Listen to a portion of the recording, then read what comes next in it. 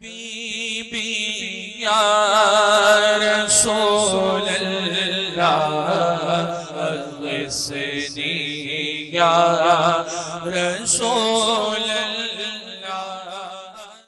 الحمد للہ رب العالمین والصلاة والسلام على سید الانبیاء والمرسلین وعلى آلہ الطیبین الطاہرین واصحابہ المکرمین،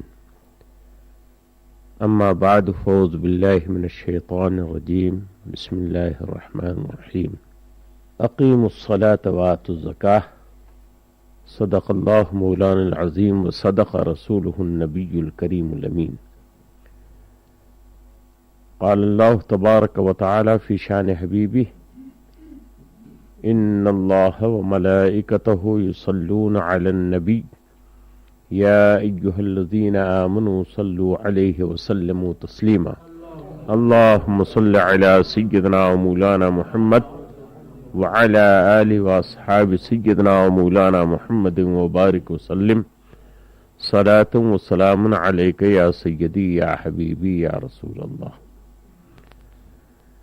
رمضان شریف کے بابرکت ایام میں، جس میں ہر نیک کام کا ثواب اللہ تعالیٰ اپنے فضل سے بڑھا دیتا ہے، ہر نفل کا ثواب فرض کے برابر اور ہر فرض کا ثواب 70 فرضوں کے برابر اللہ تعالیٰ اپنے فضل سے دیتا ہے۔ اس لیے ہمارے بزرگوں نے، ہمارے اسلاف نے عموماً رمضان شریف میں زکوٰۃ کے نکالنے کا اہتمام فرمایا۔ ایسے تو وہ جب چاہیں زکوٰۃ دے سکتے ہیں، لیکن کبھی کبھی پیشگی زکوٰۃ دے دینے سے بھی زکوٰۃ ادا ہوتی ہے، اور لوگ پیشگی دیا کرتے ہیں، پہلے ہی زکوٰۃ دے دیتے ہیں۔ جب سال پورا ہوتا ہے اس کو حساب میں میک اپ کر لیتے ہیں، حساب میں ملا لیتے ہیں، اور ازروع شرع ایسا کرنا جائز ہے۔ ویسے مسئلہ یہ ہے کہ جس دن سال پورا ہوگا زکوٰۃ اسی دن واجب ہو جاتی ہے۔ جس گھڑی، جس گھنٹے میں سال پورا ہوتا ہے، اسی گھڑی، اسی گھنٹے، اسی دن، اسی تاریخ میں زکوٰۃ واجب ہو جاتی ہے۔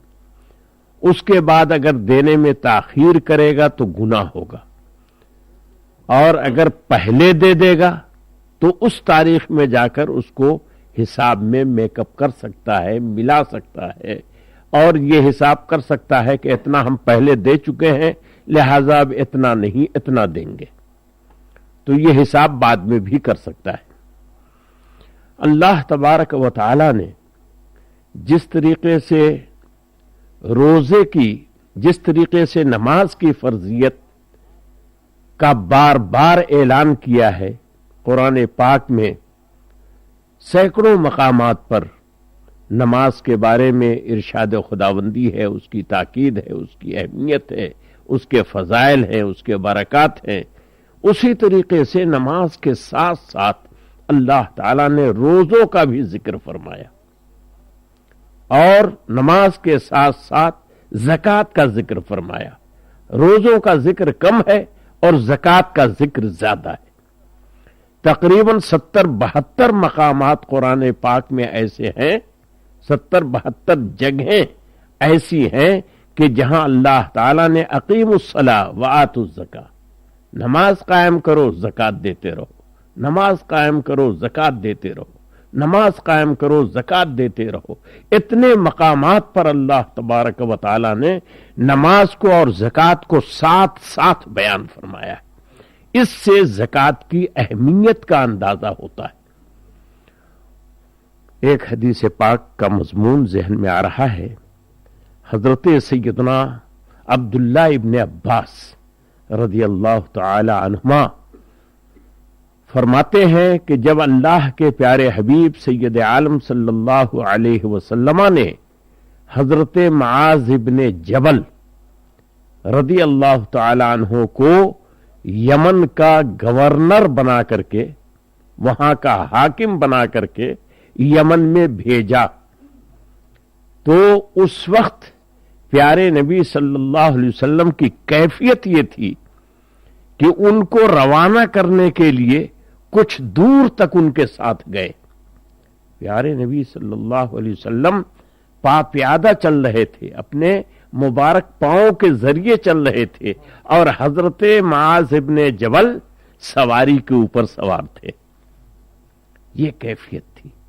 اور اس سے یہ پتا چلتا ہے کہ اگر کوئی مہمان آنے والا آپ سے کمتر بھی ہے تو آپ اس کی عزت کریں، آپ اس کا احترام کریں. اگر کوئی مہمان جانے والا آپ سے ہم سے کمتر بھی ہے تو ہمیں اس کا احترام کرنا چاہیے، اس کا استقبال اور اس کی رخصتی اس انداز میں ہو کہ وہ کچھ اثر لے کر کے جائے، کچھ اچھی بات لے کر کے جائے. تو نبی کریم صلی اللہ علیہ وسلم پا پیادہ چل رہے تھے، پاؤں چل رہے تھے، اور حضرت معاذ ابن جبل رضی اللہ تعالیٰ عنہ سواری پہ سوار تھے. حالانکہ حضرت معاذ نہیں چاہتے تھے، لیکن پیارے نبی صلی اللہ علیہ وسلم نے اصرار کے ساتھ بار بار کہہ کر کے ان کو سواری پر سوار رکھا اور خود پیدل چل رہے تھے. حضرت ابن عباس رضی اللہ تعالیٰ عنہما فرماتے ہیں کہ اس چلنے کے درمیان پیارے نبی صلی اللہ علیہ وسلم حضرت معاذ کو نصیحت فرما رہے تھے کہ تم ایک ایسی قوم میں جا رہے ہو جو اہل کتاب ہے، جو علم رکھتی ہے، جو تمدن میں بڑھی ہوئی ہے. ہر کام سوجھ بوجھ سے کرنا، کہیں زبردستی نہیں ہونے پائے، بلکہ اسلام کی بھی جو تبلیغ تم کرنا تو اس میں زبردستی کا پہلو نہیں ہونا چاہیے. لا اکراہ فی الدین، دین کے معاملے میں زبردستی ہونی ہی نہیں چاہیے. تمہارا کام ہے کہہ دینا، لوگوں کا کام ہے عمل کرنا نہ کرنا. یہ اپنی ذمہ داری وہ سمجھے، تمہاری ذمہ داری زبردستی کرنے کی نہیں ہے. یہ زبردستی سے جو روکا پیارے نبی نے، اس لیے کہ یہ حاکم بن کر کے جا رہے تھے، گورنر بن کر کے جا رہے تھے، یہ کچھ بھی کر سکتے تھے. کسی بھی پبلک کو جیل میں ڈال دینا یا سزا دے دینا یہ گورنر کے لیے کوئی بڑی بات نہیں ہے، حاکم کے لیے کوئی بڑی بات نہیں ہے. تو پیارے نبی صلی اللہ علیہ وسلم نے بار بار اس بات کی تاکید فرمائی کہ زبردستی مت کرنا، چاہے وہ اسلام ہی کا معاملہ کیوں نہ ہو. اور پیارے نبی صلی اللہ علیہ وسلم نے اسلام کی بات کیوں کی؟ اس لیے کی کہ گورنر صرف دنیاوی انتظامات کے لیے نہیں ہوتا. اسلامی گورنر، اسلامی حاکم، مسلمان حاکم یہ صرف دنیاوی انتظامات کے لیے نہیں ہوتا، صرف ریخیرنگ چلانے کے لیے نہیں ہوتا ہے، انتظامیہ کے لیے نہیں ہوتا ہے، بلکہ اس کے اوپر دین اسلام کی تبلیغ بھی ضروری ہوتی ہے. اس کو دین اسلام کی تبلیغ بھی کرنی چاہیے. اس لیے نبی کریم صلی اللہ علیہ وسلم نے حضرت معاذ ابن جبل رضی اللہ تعالیٰ عنہ کو بار بار اس کی تاکید فرمائی کہ تم وہاں دین اسلام کی تبلیغ بھی کرنا. تو ارشاد فرمایا حضرت ابن عباس رضی اللہ تعالیٰ عنہ نے کہ جب پیارے نبی ان کو رخصت کر رہے تھے تو آپ نے فرمایا کہ اے معاذ، تم ایسی قوم میں جا رہے ہو کہ جو قوم اہل کتاب ہے، یعنی عیسائی تھے وہاں کے لوگ، لیکن مسلمانوں نے اس کو فتح کیا تھا. اب عیسائی تھے اور مسلمانوں نے اس کو فتح کیا تو اب ظاہر ہے کہ کافر مسلمان کی حکومت کے اندر آئے.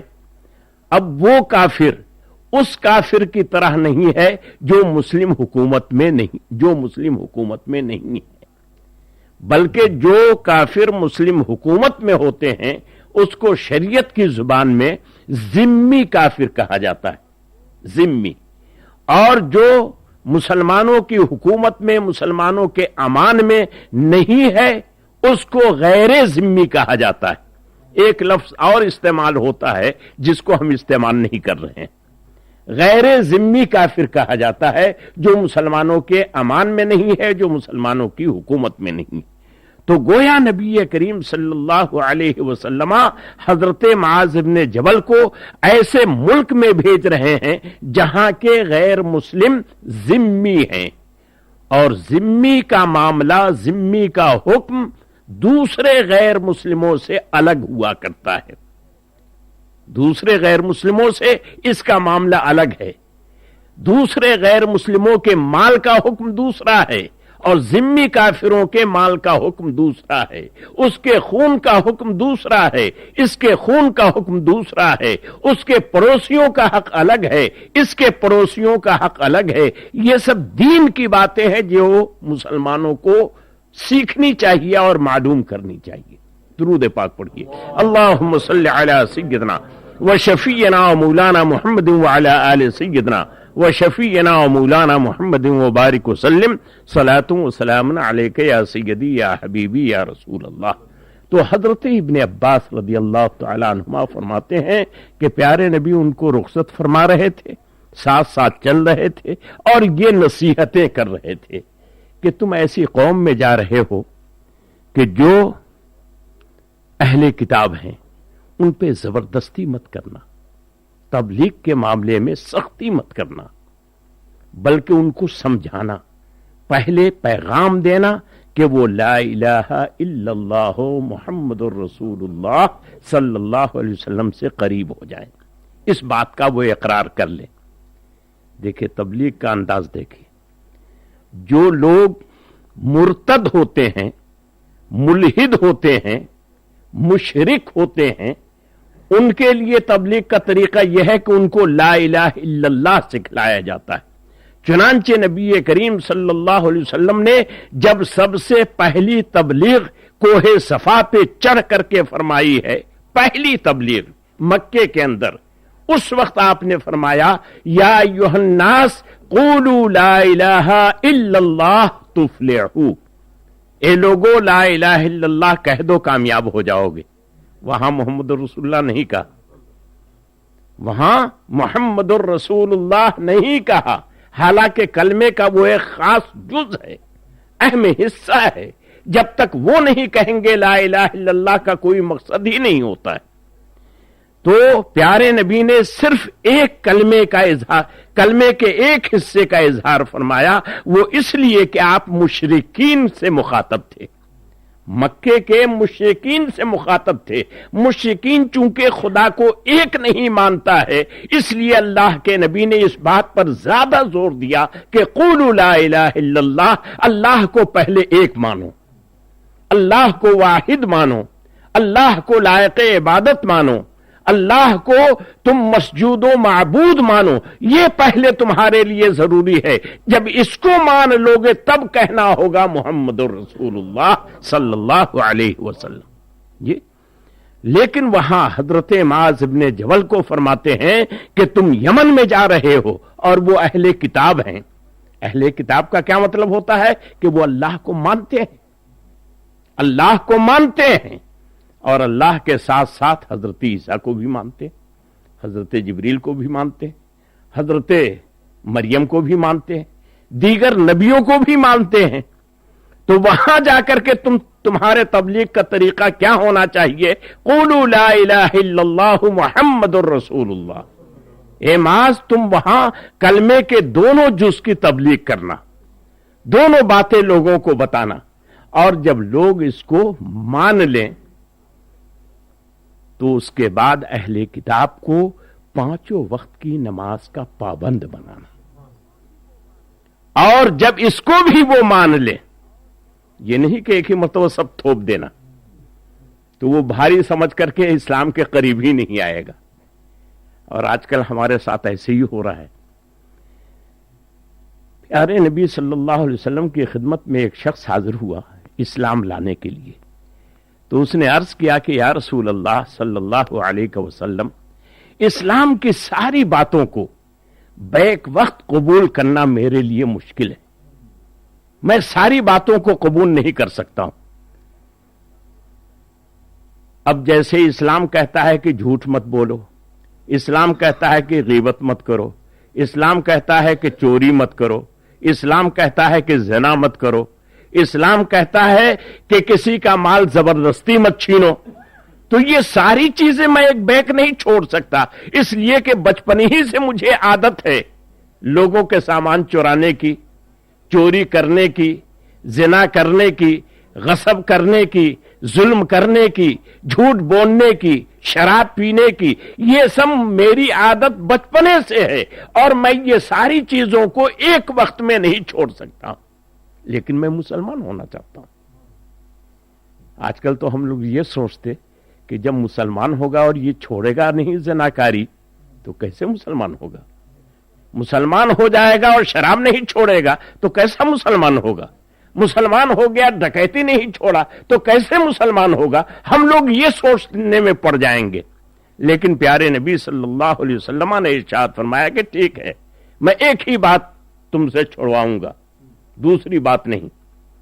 اسلام لے آیا، کلمہ پڑھ لیا، اسلام میں داخل ہو گیا. تو اس نے پوچھا یا رسول اللہ صلی اللہ علیہ وسلم، یہ جو درجنوں برائیاں میرے اندر ہیں ان میں سے میں کس برائی کو پہلے چھوڑوں؟ تو آپ نے فرمایا کہ جھوٹ مت بولو، فرمایا کہ جھوٹ مت بولو. اب وہ وہاں سے اسلام لا کر کے چلا، اپنے گھر آیا، رات اندھیری تھی، سوچا کہ چوری کا سامان نکالو اور چلو پہلے چوری کرو. سامان بھی اکٹھا کر لیا، چوری کے ارادے سے نکلنے والا تھا. تو اب وہ سوچتا ہے کہ کل تو میں نبی صلی اللہ علیہ وسلم کی خدمت میں حاضر ہوں گا، اگر انہوں نے پوچھ لیا کہ رات کو کیا کیا، رات کو تم نے کیا کیا، اس کی رپورٹ دو. تو اب ظاہر ہے کہ میں جھوٹ تو بول نہیں سکتا ہوں، اس لیے کہ وعدہ کر لیا ہے، اور جب جھوٹ نہیں بولوں گا تو اپنے چوری کا اقرار ہوگا، اور جب چوری کا اقرار ہوگا تو اسلام میں جو اس کی سزا ہے وہ سزا ہم کو ملے گی. چھوڑو، چوری چھوڑ دو. اب دوسری برائی شراب کی طرف چلا، پھر وہی بات اس کے ذہن میں آئی. اس طریقے سے جتنی برائیوں کو اس نے سوچا، ہر برائی کو ایک ہی رات میں اس نے چھوڑ دیا، ایک ہی رات میں ختم کر دیا. تو پیارے نبی صلی اللہ علیہ وسلم ایسی حکمت عملی کے ساتھ لوگوں کو اسلام میں داخل کرتے تھے کہ آدمی سوچنے پہ مجبور ہو جاتا ہے کہ یہ کیسے پیارے نبی صلی اللہ علیہ وسلم ایسی بات بتلا دیتے تھے کہ ساری برائیاں لوگوں کی دور ہو جایا کرتی تھی. یہی عقل میں فرق ہوتا ہے نبی اور غیر نبی کے. درود پاک پڑھیں. اللہم صلی علی سیدنا و نبینا مولانا محمد وعلی آل سیدنا و مولانا محمد وبارک وسلم. تو اے معاذ، پہلے کلمے کی تعلیم کرنا، درس دینا. جب کلمے کو وہ اختیار کر لیں تو نماز کی تعلیم دینا. نماز جب سیکھ لیں تو اس کے بعد زکوٰۃ کا معاملہ سامنے رکھنا، زکوٰۃ کا معاملہ سامنے رکھنا. حضرت ابن عباس کی روایت بخاری شریف کی حدیث ہے. کلمہ، نماز، اس کے بعد زکوٰۃ. لیکن زکوٰۃ کے معاملے میں یہ لوگوں کو سمجھا دینا کہ ہم تمہارے امیروں سے کچھ حصہ مال کا لیں گے اور تمہارے ہی غریبوں پر اس کو خرچ کریں گے. دیکھیے، یہ حکمت عملی ہے نبی کریم صلی اللہ علیہ وسلم کی، تاکہ یمن کے لوگ یہ سوچ نہ سکیں کہ مسلمانوں نے ہمارے ملک کو اس لیے قبضہ کیا ہے کہ یہاں کا مال مکہ لے جائے، یہاں کا مال مدینہ لے جائے، یہاں کا مال ان غریبوں میں لے جا کر کے تقسیم کرے جس کا تعلق یمن سے نہیں ہے بلکہ حجاز سے ہے. یہ بات ان کے ذہن میں نہیں آنی چاہیے اور یہ بات ان کو سوچنا نہیں چاہیے. تأخذون اموالهم من امرائهم وتردوا الى فقرائهم. ہم تمہارے مالداروں سے لیں گے اور تمہارے ہی غریبوں میں تقسیم کریں گے. یہ تم تبلیغ کرنا، یہ بات لوگوں کو بتانا. اب اس حدیث پاک سے یہ بھی بات معلوم ہوتی ہے کہ زکوٰۃ تو امیروں کو نکالنا ہے، دینا ہے، لیکن پہلا حق اس زکوٰۃ کے مال پر وہیں کے لوگوں کا ہے جو غریب ہیں، فقراء ہیں. جہاں وہ مال نکالا گیا، جہاں وہ زکوٰۃ نکالی گئی، اگر وہاں فقراء موجود ہیں تو پہلا حق انہی کا ہے. اگر وہاں ضرورت شرعیہ موجود ہے تو پہلا حق انہی کا ہے، ورنہ جہاں ضرورت ہو وہاں زکوٰۃ کا مال منتقل ہو سکتا ہے پوری دنیا کے اندر۔ بہت سے لوگ کہتے ہیں بھائی یہاں کا مال وہاں کیوں جائے گا، لیکن اگر ضرورت ہے تو یہاں کا مال پوری دنیا میں کہیں بھی منتقل ہو سکتا ہے، اور پوری دنیا کے ملکوں کا مال اگر یہاں ضرورت ہے تو یہاں وہ منتقل ہو کر کے آ سکتا ہے۔ جہاں اسلام کو ضرورت ہے، جہاں فقراء ہیں، جہاں مساکین ہیں، جہاں اس کے مصارف موجود ہیں، وہاں اس کا مال جا سکتا ہے۔ تو نبی کریم صلی اللہ علیہ وسلم نے اہل یمن کے ذہن میں یہ بات پیوست کی، یہ بات ڈالی کہ ہم تمہارے امیروں سے زکوٰۃ لیں گے اور تمہارے غریبوں پر اس کو خرچ کریں گے، فقراء پر اس کو خرچ کریں گے۔ زکوٰۃ کی فرضیت اتنی اہم فرضیت ہے کہ حضرت سیدنا ابو بکر صدیق رضی اللہ تعالی عنہ کے مبارک زمانے میں ایک دو قبیلوں نے، ایک دو فیملیوں نے زکوٰۃ کے وجوب کا انکار کیا تھا، تو حضرت ابو بکر صدیق نے فرمایا کہ خدا کی قسم، پیارے نبی کے دور میں اگر یہ بکری کی ایک رسی بھی زکوٰۃ میں دیتے تھے، اور آج اگر وہ بکری کی رسی زکوٰۃ میں دینے کے منکر ہو جائیں تو میں اس سے جہاد کروں گا، میں اس سے لڑوں گا، میں زبردستی اس سے وہ چیز لوں گا، اس لیے کہ جب اللہ نے فرض کر دیا ہے تو اللہ کے بندوں کو کوئی اختیار نہیں ہے کہ فرض میں مداخلت کرے، فرض میں کوئی کسی طرح کی رکاوٹ کرے۔ حضرت سیدنا عمر فاروق اعظم نے بہت روکا کہ ابھی حضور صلی اللہ علیہ وسلم کا وصال ہوا ہے، آپ یہ مسئلہ اٹھائیں گے، آپسی میں جنگ ہوگی، جہاد ہوگا، اور اس میں لوگ منتشر ہو جائیں گے، اسلام بدنام ہو جائے گا۔ حضرت سیدنا ابو بکر صدیق رضی اللہ تعالی عنہ نے فرمایا کہ عمر، تم جب تک اسلام نہیں لائے تھے جب تک تم بہت سخت تھے، اور اسلام لانے کے بعد اسلامی معاملات میں تم پلپلے ہو گئے ہو، تمہارا یہ کمزور ذہن ہو گیا ہے، جس طریقے سے پہلے تم سخت تھے ابھی بھی تم کو اتنی ہی سختی اسلام کے معاملے میں چاہیے، کیونکہ یہ اسلام کا معاملہ ہے۔ اگر ابو بکر کا معاملہ ہوتا تو ابو بکر تلوار نہیں اٹھاتا، ابو بکر کی ذات کا معاملہ ہوتا تو اس میں ابو بکر مداخلت نہیں کرتا، لیکن وہ اسلام کے مسئلے میں مداخلت کر رہے ہیں اور اس کو ابو بکر کبھی برداشت نہیں کرے گا۔ اور یہی مسلمانوں کی روحانیت ہونی چاہیے، یہی مسلمانوں کی اسپرٹ ہونی چاہیے کہ اگر کوئی ہم کو گالی دیتا ہے ہم سر جھکا لیں گے، ہمارے ماں باپ کو گالی دیتا ہے ہم اس کا جواب نہیں دیں گے، لیکن اگر اسلام کے مسئلے کے خلاف کوئی بات کوئی آدمی بھی بولے، چاہے وہ ہمارا باپ ہو، بھائی ہو، رشتہ دار ہو، مسلمان ہو، غیر مسلم ہو، اگر اسلام کے خلاف کچھ بولتا ہے تو اس کا ایکشن لینا ضروری ہو جاتا ہے، اس کا جواب دینا ضروری ہو جاتا ہے۔ یہی تعلیم حضرت سیدنا ابو بکر صدیق رضی اللہ تعالی عنہ نے زکوٰۃ کے معاملے میں ہمیں آپ کو دی ہے۔ حضور نبی کریم صلی اللہ علیہ وسلم نے جیسی تعلیم حضرت معاذ بن جبل کو فرمائی، حضرت معاذ بن جبل نے یمن میں جانے کے بعد اسی طریقے سے اسلام کو پھیلایا۔